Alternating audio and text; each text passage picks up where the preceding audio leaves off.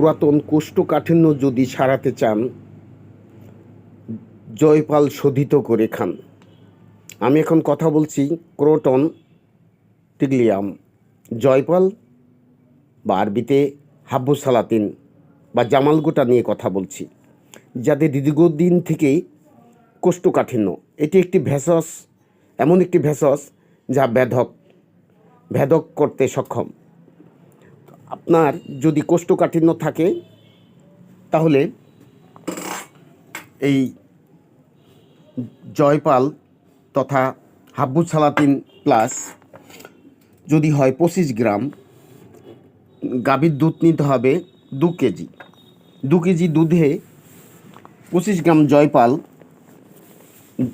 জাল করতে করতে করতে যখন দেখবেন দুধটা গাঢ় হয়ে গেছে, জয়পালের কষ বের হয়ে